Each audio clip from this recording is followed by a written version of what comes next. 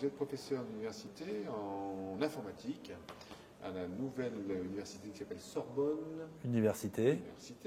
Et nous allons Pierre et Marie Curie.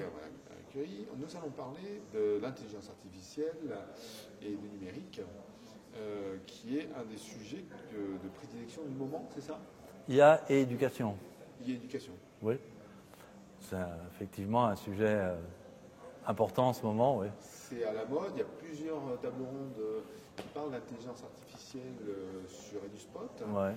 Vous, votre propos, votre champ de recherche, il se situe à quel niveau? Alors d'abord, je voudrais juste préciser une chose, c'est que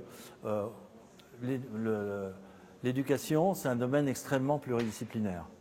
Et que, bon, même si là on va parler d'IA, il ne faut pas travailler en silo. Et nous, dans l'équipe de recherche, on a toujours travaillé de manière pluridisciplinaire avec des gens des collègues de psychologie cognitive, de didactique, de sciences de l'éducation. Et ça, il ne faut jamais l'oublier. On ne peut pas isoler l'IA comme ça et penser que l'IA va résoudre les problèmes par magie de l'éducation. Ce n'est pas un moteur d'inférence qui tourne tout seul avec des codes et tout ça. Non. Il y a aussi de l'humain dans l'intelligence artificielle. Il y a beaucoup d'humains dans l'intelligence artificielle et beaucoup de pluridisciplinarité. D'accord. Ça, c'est le premier point. Donc, vous avez un laboratoire qui est dédié? C'est une équipe dans le laboratoire. C'est un laboratoire d'informatique qui est le plus gros de France, ou un des 3 plus gros de France. Ça s'appelle le laboratoire d'informatique de Paris 6, le LIP 6. Et donc, moi, j'ai créé, maintenant je viens de passer la main, mais j'étais responsable de l'équipe que j'ai créée, évidemment, qui s'appelle MOCA, Modèles et outils en ingénierie des connaissances pour l'apprentissage humain. Ingénierie des connaissances, c'est déjà de l'IA, justement. C'est un sous-domaine de l'IA. C'est vaste comme sujet. Par quel bout on va le prendre ce soir? Alors, moi, je dirais qu'il faut déjà bien percevoir qu'il y a 2 grands domaines dans l'IA. Il y a l'IA symbolique et l'IA numérique. L'IA symbolique a eu surtout le vent en poupe dans les années 80-90. Et évidemment, depuis 2000, avec l'augmentation de la puissance des ordinateurs, avec les réseaux, avec Internet, on a beaucoup de données. Et donc maintenant, on a de quoi faire plus volontiers du machine learning et de faire donc ce qu'on appelle l'apprentissage automatique. Oui, parce qu'il y a 30 ans, il y avait les balbutiements, on va dire. Ouais. Les processeurs étaient beaucoup moins puissants. Bien sûr. Le big data, on parle de quelques années. Ah oui, depuis 10 ans, depuis 10-12 ans. Il y a 30 ans, la donnée, il n'y en avait pas autant. Non. Donc aujourd'hui, on a les 2 éléments principaux pour pouvoir fonctionner tout ça. Et donc, on est à l'aune du learning machine. Non, il ne faut pas du tout, il faut absolument pas laisser tomber l'IA symbolique, qui a des grands rôles à jouer et qui en joue toujours, même si ça paraît, on fait de l'IA par moment, il y a peut-être des gens qui font de l'IA sans le savoir, comme Monsieur Jourdain faisait de la prose sans le savoir, mais tout ce qui est ingénierie des connaissances, tout ce qui est métadonnées, donc indexation, etc., toutes ces questions-là, ça relève de l'IA symbolique. Et il faut l'embarquer. L'IA numérique toute seule ne suffit pas. Je pense qu'il y a un couplage entre l'IA symbolique et l'IA numérique. Et d'ailleurs, l'équipe, et maintenant la nouvelle responsable Wanda Luengo, veut orienter les travaux de recherche de l'équipe sur un couplage plus étroit, qui est difficile à faire, entre le symbolique et le numérique. Parce que le symbolique tout seul a montré ses limites,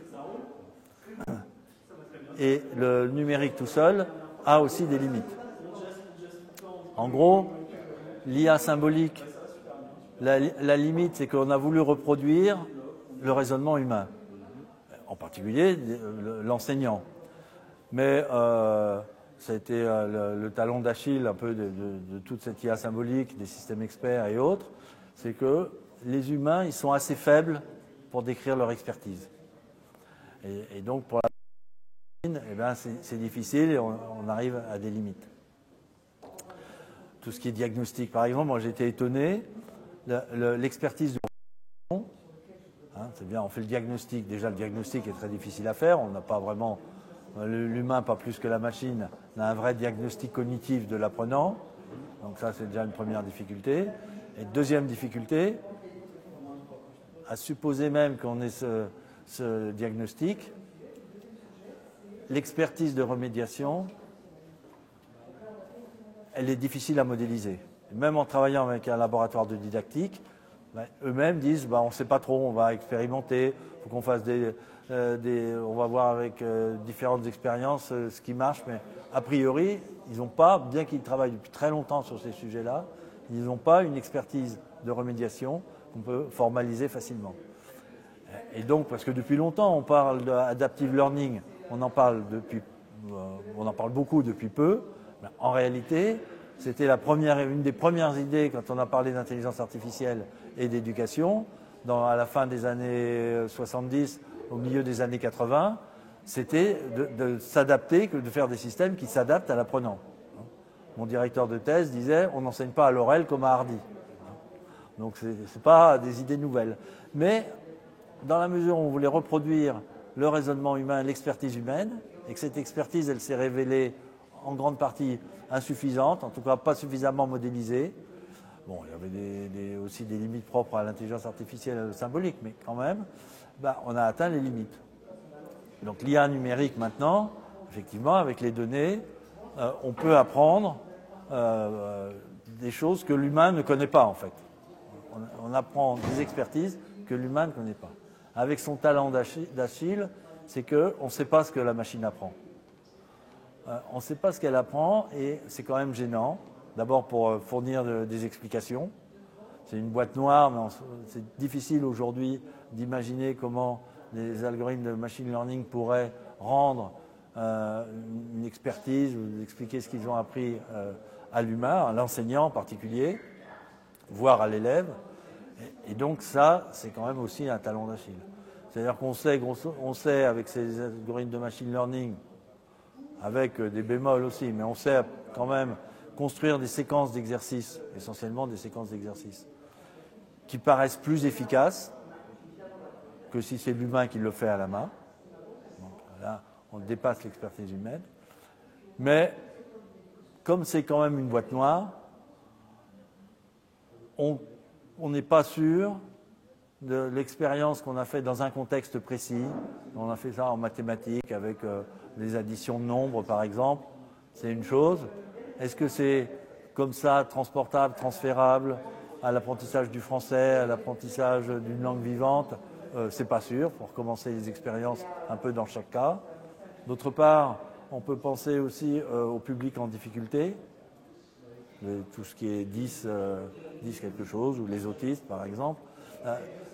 Ces machine learning, c'est des stats, c'est des maths, c'est des statistiques, c'est des mathématiques.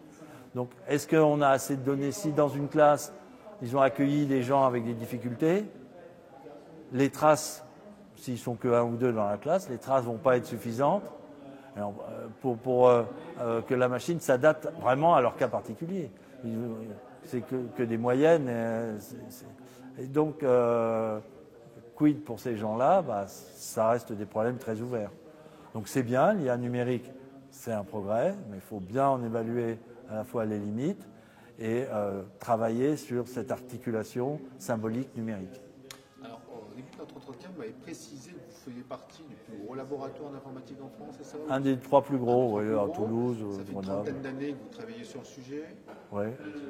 Et donc moi j'entends dans la presse, sur certaines chaînes de télé, des gens qui font la promotion de l'intelligence artificielle et qui disent que dans 30 ans, parce que ça fait 30 ans, dans 30 ans, le système va être complètement révolutionné, que fait l'éducation nationale, on est foutu globalement. Qu'est-ce que vous en pensez? Non, de toute manière, depuis toujours, même au début, donc les premières architectures s'appelaient, qu'on utilise toujours d'ailleurs en recherche et dans le monde entier, les tuteurs intelligents, justement avec un modèle du domaine, un modèle du tutoriel et un modèle de l'apprenant éventuellement pour faire le diagnostic et de l'adaptation. On a toujours pensé qu'il fallait mettre l'humain dans la boucle. Il est hors de question. D'abord, c'est que des enseignants-chercheurs, ils ne vont pas se faire à Harakiri. Donc, mais profondément, on n'a jamais pensé que la machine allait remplacer l'humain. La machine peut accompagner l'humain, elle peut aider l'enseignant, elle peut aider l'élève. On peut avoir aussi avec les datas des retours vers le concepteur. pour qu'il améliore le produit, pour qu'il voit à travers les traces. Moi, j'ai un thésard qui fait ce genre de choses, par exemple. Il a développé des outils pour construire des serious games avec les enseignants du domaine. Alors lui-même est ingénieur pédagogique dans une grande école d'ingénieurs. Et donc il a construit des serious games avec des enseignants, avec des techniques issues du méta-design, donc de ce qu'on appelle aussi le user experience, UX. Et donc, dans la conception, il travaille déjà avec les enseignants, mais aussi dans l'usage, grâce à l'analyse des traces. Ça a aidé l'enseignant à repérer dans la conception ce qui n'allait pas. Par exemple, on a vu que il y avait une situation où 80% des étudiants, même ceux qui arrivaient au bout en gagnant, échouaient au moins une fois. Donc il y avait un problème de saut dans la difficulté, etc. Et ça, c'est grâce à l'analyse des traces qu'on a aidé, on a eu un retour vers la conception. Donc ces traces, c'est très important, ça aide l'enseignant, ça peut aider l'élève, ça aide le concepteur. Mais dans tout ça, il faut qu'il y ait l'humain. Il n'est pas question de travailler sans l'humain. Donc aujourd'hui, on a beaucoup de fantasmes un peu exprimés sur le sujet. Mais je ne crois pas du tout à tout ce qui est transhumanisme et tout ça. Je n'y crois absolument pas. Il y a bien d'autres que moi, comme Jean-Gabriel Ganassia, qui se sont exprimés sur ces sujets-là. Il a écrit un livre. Je pense que je suis tout à fait d'accord. Je partage son point de vue. Quelque chose de rassurant. Oui. Merci beaucoup, Jean-Marc Labatte, de cette conversation. Merci.